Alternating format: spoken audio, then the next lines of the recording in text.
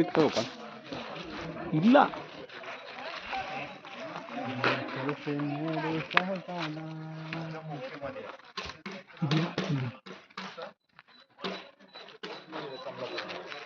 ಇದೆಲ್ಲ cement work ಅದ ಇದು ಹೌದು ಇಲ್ಲ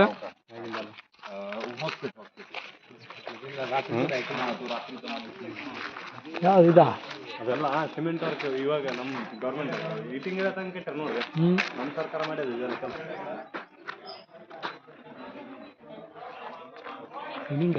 ಹಾಂ ಏನು ಅವರೇ ಮಾಡಿದ್ದ ಗೊತ್ತಿಲ್ಲ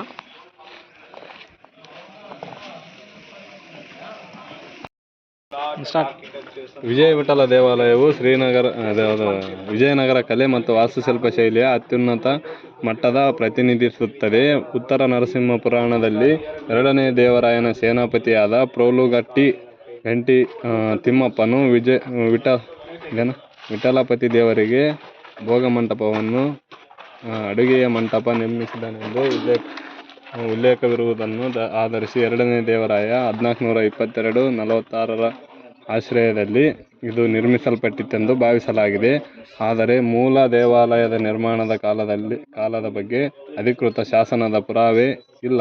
ಕೃಷ್ಣದೇವರಾಯನ 1509-1529 ಆಳ್ವಿಕೆಯಲ್ಲಿ ಈ ದೇವಾಲಯಕ್ಕೆ ಗಣನೀಯ ಪ್ರಮಾಣದ ಸೇರ್ಪಡೆಗಳನ್ನು ಮಾಡಲಾಯಿತು. ದೇವಾಲಯವು ವಿಷ್ಣುವಿನ ಕೃಷ್ಣಾವತಾರದ ರೂಪವೆಂದು ಪರಿಗಣಿಸಲಾಗುವುದು. ವಿಠಲನಿಗೆ ಮುಡಿಪಾಗಿದೆ. ಪೂರ್ವಾಭಿಮುಖವಾಗಿರುವ ಈ ದೇವಾಲಯಕ್ಕೆ ಗರ್ಭಗೃಹ, ಅಂತರಾಳ ಇವುಗಳ ಸುತ್ತ ಪ್ರದಕ್ಷಿಣ ಪಥ, ಮುಂದೆ ರಂಗಮಂಟಪ, ಕಂಬಗಳುಳ್ಳ ಸಭಾಂಗಣ ಓಕೆ ಮತ್ತು